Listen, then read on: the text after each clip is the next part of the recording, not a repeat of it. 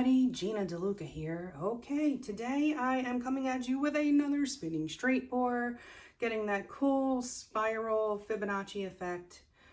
But today I am using all metallics in earthy color. So my goal here is to get those big, beautiful boulder cells, but where it kind of looks like molten metal. So these colors are kind of in the same family-ish, but when they blend together, it gives this awesome 3D effect. So we'll see if this works out. I haven't tried this background paint yet, or this paint as a background yet. I have Arteza Mars Brown, and hopefully it will be a wonderful reactive paint. Well, actually, it's the Decoarts that are reactive, but the Decoart paints are pretty matte and finish. This, I've covered my edges with this Mars Brown, and it has a nice gloss to it, so hopefully I will get that awesome reaction. The Decoart colors that I'm using are Decoart Americana Decor Metallics in copper. This one is antique bronze, just the regular bronze, rose gold, and soft gold. Now, the 24 karat gold is a great cell maker, but it's very glittery, and these kind of all have the same shimmeriness. And I wanted that soft gold as more of a highlight as opposed to a focal point. If I were using the 24 karat gold, it's very blingy and it would become the focal point. That's not what I'm going for. So that's why I chose that color instead. And these paints are mixed 1 part paint to 2 parts Floetrol. That mixture is then thinned with my concoction of 90% water, 10% Floetrol until I get the proper consistency, which is, this is about a 2 on my consistency scale. You know what, let me grab a lighter color. It might be easier to see. So this is about a 2 on my consistency scale. It does make a mound, but it disappears pretty quickly. And I'm able to get a nice, thin, even stream off of my stick. If the stream coming off your stick is kind of thick and then thin and it's not even, you need to do more mixing. That's what you should be seeing. Before we get started, have you seen the Fluid Art inspiration cards? If you have, you can fast forward about a minute, but if you have not, what we have are 52 cards. There are 42 technique cards, and each technique card has an associated video here on YouTube. Gives you all of the information that you need, the exact paint brands, colors, consistency, the recipe, the technique, all of the stuff that I can't fit on these cards. This here is a picture of the particular painting in that video. This box here contains a tip for that particular technique. And here at the bottom, you have the color palette that was used in that painting. And these 2 boxes can be used together as the basis of a 2-color palette, or you can build off of those 2 colors. And there are also 8 bonus color palette cards. Each one has 5 color palettes. You can use all of the colors or just some of the colors. You can mix and match the bonus color palette cards with the technique cards, and you will have more combinations than you could ever paint in a lifetime. These are available at my website, ginadeluca.net, and also at amazon.com. Okay, the first thing I'm going to do is put some paint in this cup. I'm going to do about 3 ounces. This is a 20 by 20 canvas.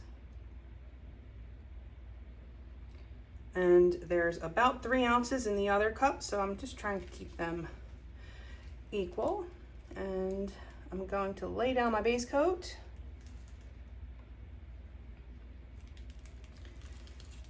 I always like to put my paint in my cup first, just to make sure that I don't over pour the base coat and then not have enough for my cup. And I have reserved a little bit left in that cup to pour on top of my pouring cup. If my cell makers pop to the top, I want to be able to cover them up so all of the paints have a chance to react with my background color. The background color and the base coat are the same thing for what I'm doing here. I like to keep my base coat and background color the same thing. The background color is the color that goes first in my straight pour cup. It is the color that my cell makers will sink into and react with.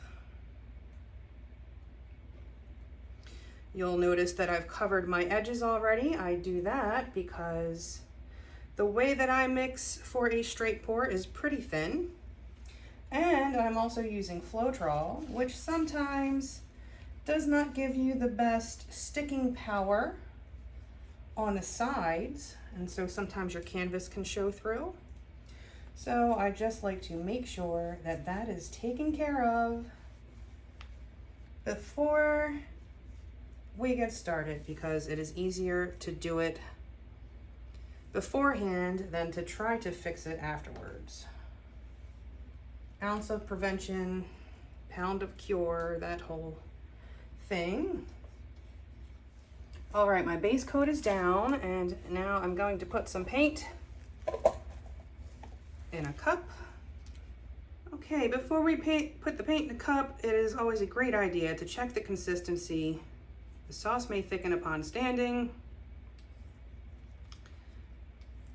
And I'm going to pour from up high, and I'm going to pour quickly, meaning I'm not going to drizzle this out of this cup. I'm going to just dump it into this cup. If I hear a plop, that's even better, because what that means is it's the weight of the paint, the velocity of it is making it sink to the bottom, making it churn with the other paints.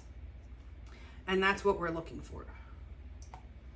That's what gives it that cool 3D effect when those paints blend together in the cup, and then when they create cells, they've kind of attached to each other.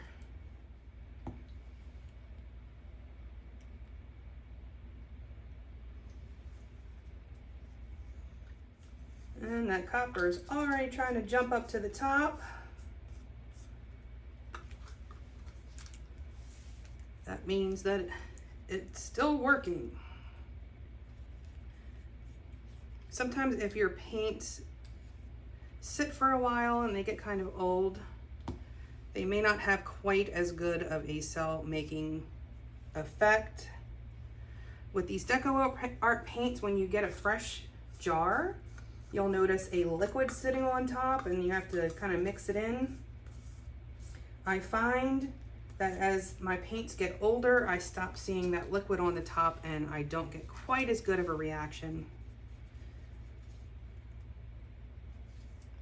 They're still good. You could still use them in your paintings. You just might not get as strong of a cell making reaction. And now the last color is the soft gold, and what I have found is, actually this thickened up on me just a hair. Let me lighten this up a bit. So what I have found is the last paint that I put in my cup, some of that ends up at the very bottom of the cup, and that ends up in the center of the painting. While the majority of this color is going to end up on the outside of my pour, just enough of it will end up at the bottom of the cup, hopefully, and it will have a great contrast in the center and almost appear like it's glowing. That has been my experience thus far. We'll see how that goes this time. But that is why I choose to use the color with the most contrast last, because I want that in the center. Oh, yes, and I'm going to add what is left in this cup to the top of this pour so that the paints that have risen to the top still have some of this paint to react with.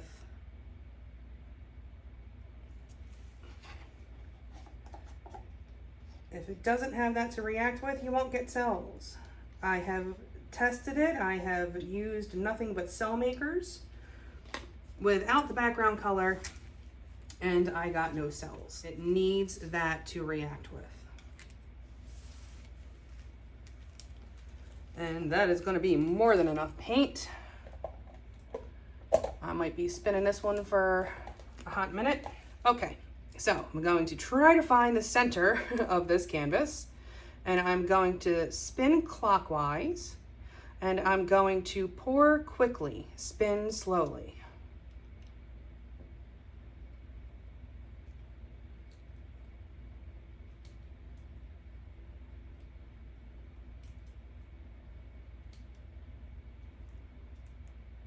And as I get closer to the end of the cup, I will get closer to the canvas. This will give me more control. And the closer I get to the end, that's where you're really going to see the spiral. So I want to be as careful and accurate as possible in the center, because that is going to be the focal point.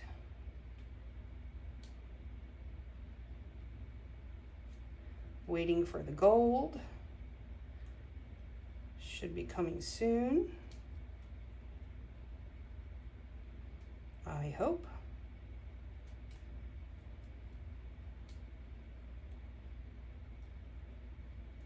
Here it comes.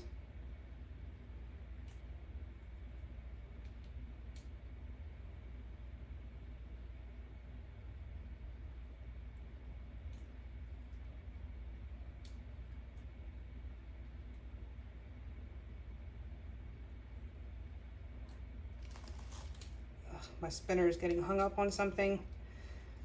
Oh, Gewalt. That happened last time. I need to investigate that.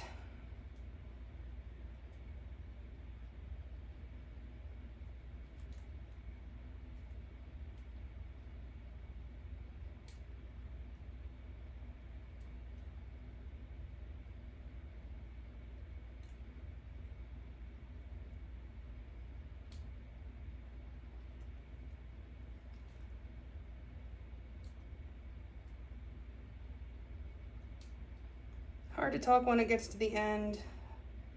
I see that I am off center. I'm gonna have to do something about that.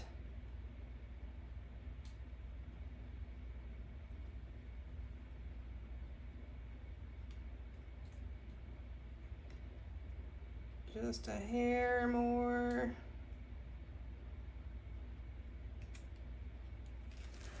And I botched the dismount. Boo. Okay, let me see if I can ever so slightly.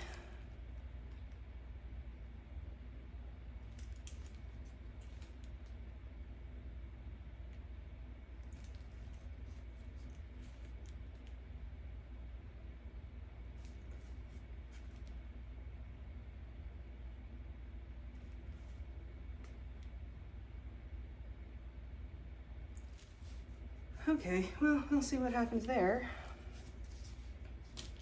Now, first order of business is to get my center in the center, because it's not.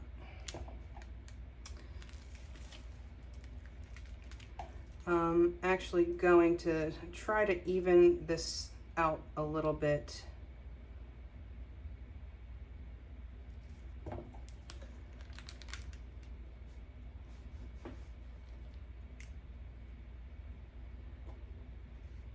Just so it's spinning off as evenly as possible.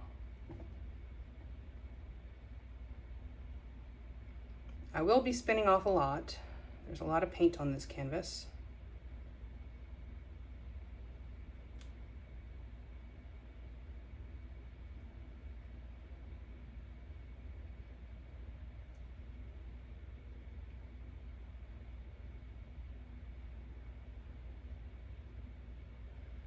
trying to be as careful as I can to not work that center too much.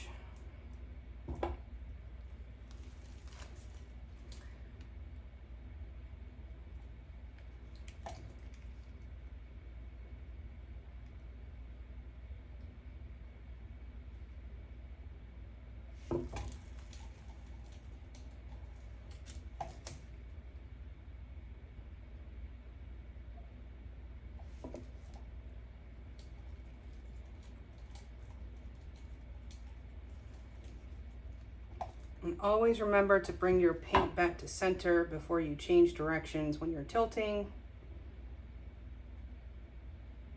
Regardless of it, if it's a spiral or a flip cup or whatever, it will help you to maintain your composition, and it will help to keep your cells from getting wonky. It'll help your cells to stretch more evenly.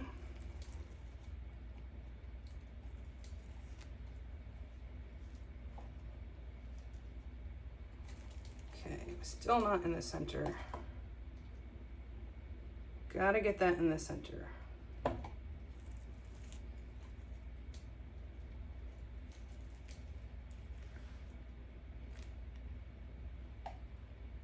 Okay. So whatever else happens, what's happening here I think is going to be pretty. There's already some boulder cells popping up. Pop the bubbles. So, as I mentioned earlier, when you have bubbles in the layers underneath and those bubbles pop, it brings paint up with it. And in this particular case, with these paints, the Decoart paints have a hydrophobic effect when used with a glossier paint, and it pushes the other paint away, and that's what gives you these cells, and that's what actually helps these cells to grow and get bigger as it sits. It's pushing that other paint away.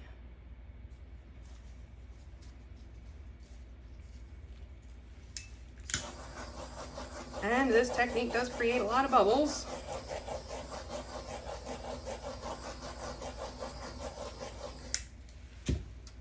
What I forgot to do was to sit my cup on the side just in case I need a little extra juice for my corners. Okay, see, my work surface is not level. The paints do move around. If I let the canvas sit too long without spinning it, it'll start to shift to one side. This canvas is leveled to my table, not to the spinner.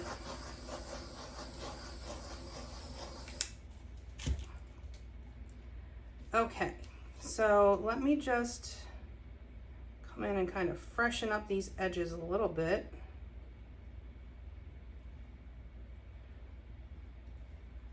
Which hopefully will help with the spinning. Sometimes the edges seem to be the first place to set up, so sometimes you have to give them a little more love when you're being patient with your pour.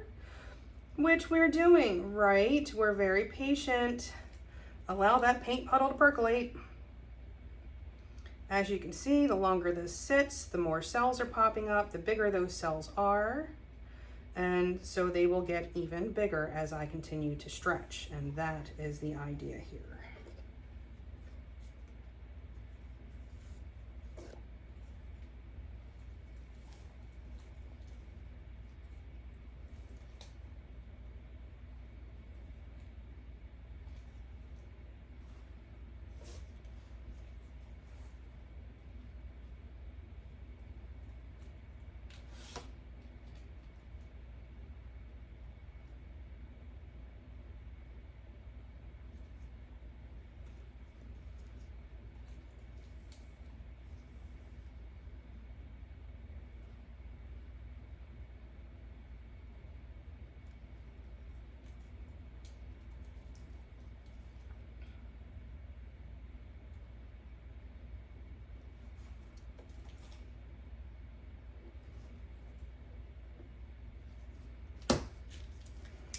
Again, quick pop of the bubbles that I just created by doing that. And then I think we can give this a spin. This is all going to stretch. Most of this is going to come off the edges, but this is going to stretch and get a very cool 3D effect going. Hopefully. All right, here we go. And remember, you don't have to spin quickly. If you've ever had a painting that sat on an unlevel work surface overnight, you know how much paint can shift over time.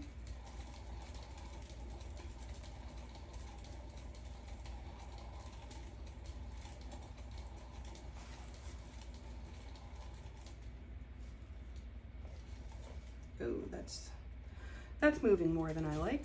Okay, I'm gonna have to resecure that, I think.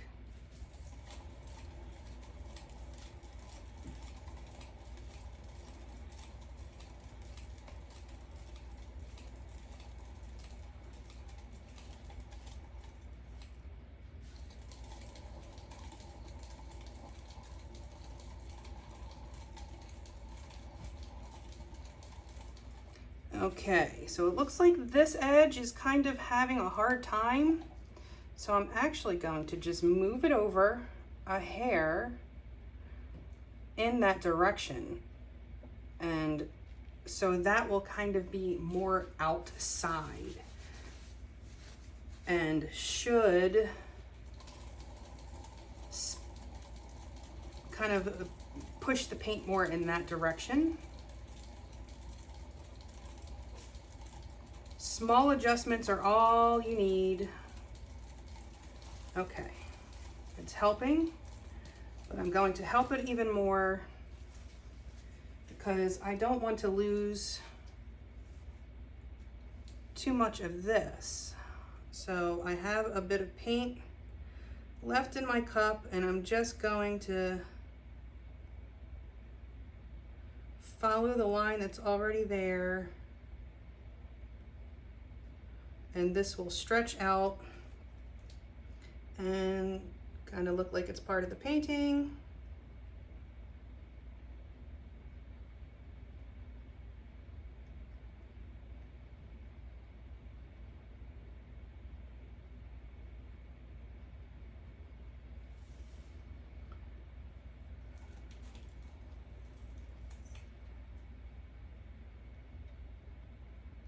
That's why I lean my cup on the side so it's easier to get to it instead of it all falling back to the bottom of the cup.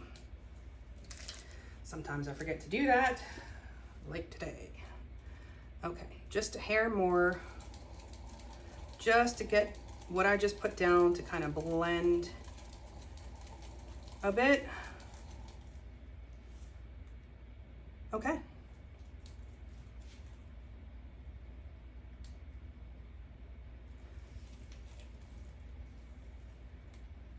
Now I could keep spinning this and get this part to stretch out more. You know, this is the choice. This is the artistic choice.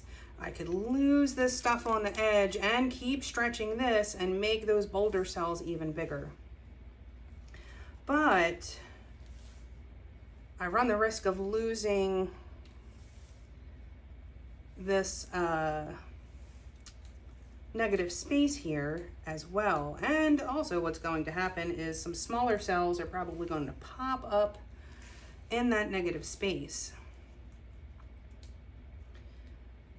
And I really like some of these lines that are happening here, and I don't want to lose them. So I'm going to torch the negative space area. I'm not going to torch where the metallics are. I don't want the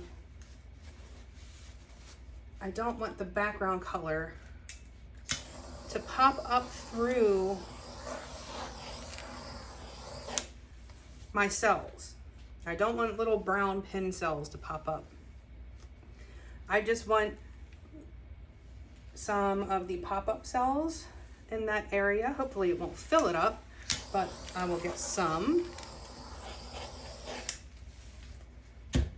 Okay, and I'm going to scrape my edges because that's what you want to do to, if I can find my, there we go.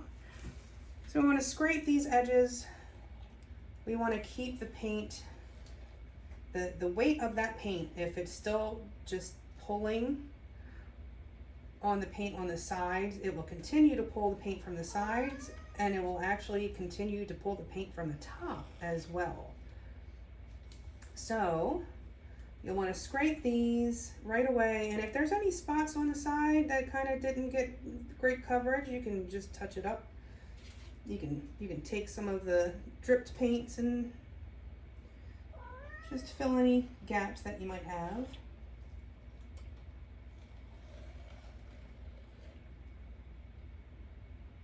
I find that like rolling the instrument of choice, rolling it up and then rolling it down, gives a very natural look. It looks like you poured it that way. All right, so I'm going to take this off the spinner. I'm going to let it sit. I will come back and there will probably be a few more drips that I will touch up in a bit, but I'm gonna let this sit and I'll bring you back in a few. Okay, here it is. This has been sitting for a couple of hours. I don't think it's gonna change any more than it already has. The center is a perfect little Nautilus spiral. Well, almost perfect. I did have to fix it a bit, but you can see why that was so important that I did that. And as far as the boulder cells go, I think we got some cool 3D action going. These metallics always confuse the camera, so it's going to keep changing. And you see we get some of those pop-up cells in that negative space.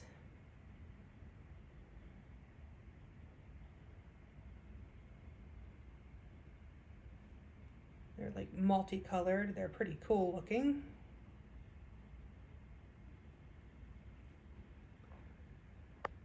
But that's what we're working with there.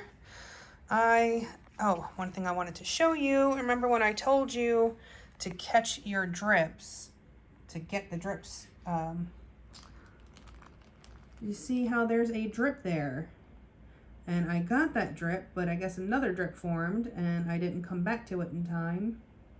And that's what happened. You can see it actually pulled the paint from the top.